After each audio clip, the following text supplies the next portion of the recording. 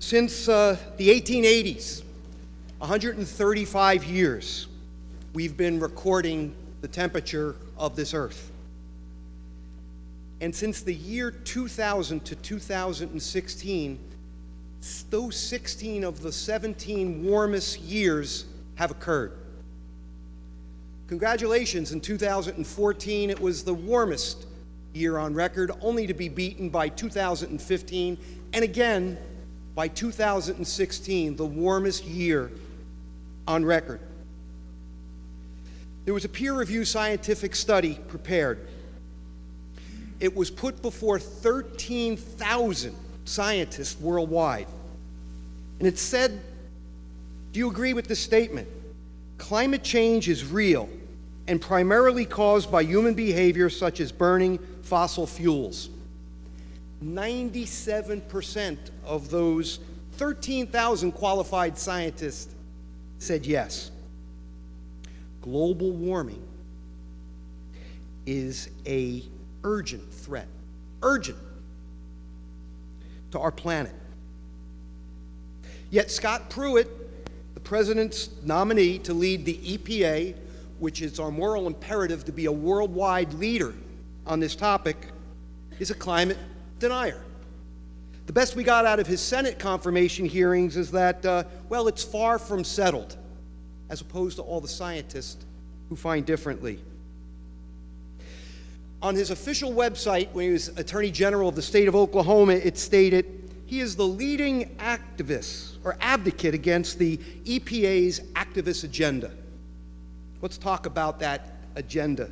The Clean Power Plan to reduce greenhouse gases by 32% by the year 2030. The higher fuel economy standard to add another 10 miles per gallon to our vehicles by the year 2025. Scott Pruitt, in sync with the fossil fuel industry, brought 14 lawsuits over his tenure addressing to try to remove those policies. In his Senate confirmation hearing, not only did he express pride in so doing, but indicated he won't even recuse himself as it relates to the suits that he filed that he would putatively supposed to be defending. At his Senate hearing, even worse and more telling is that his own state of Oklahoma, that was fouled through the poultry industry in Arkansas, they fouled their waters, he did nothing in his 6 years to pursue that.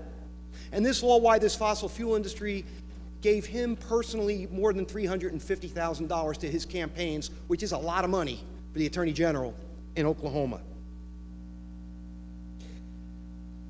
Putting the power in the state of Texas, Oklahoma, Louisiana as to gas production, what do you think would happen? What do you think would happen if we put the power to regulate coal in that of the state of West Virginia? We know as state legislators who are parochial what would. I could tell you what we could use here in New Jersey with 114 toxic sites.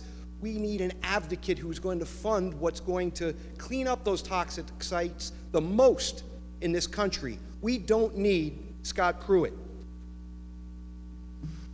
You know, it's 70 years since the nuclear age has been here. Each and every one of us who are human beings have something that we share collectively, and that is literally our annihilation in an instant. Thank God those in authority have done the right thing, be very prudent as it relates to exercising their authority.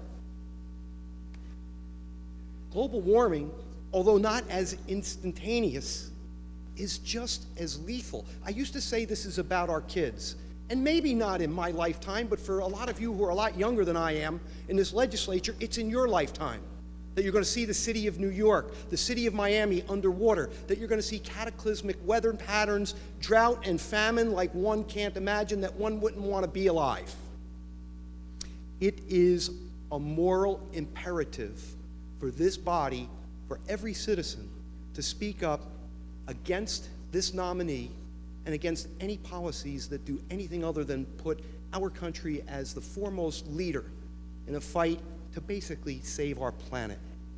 So it's with that, Mr. Speaker, that I proudly move this resolution.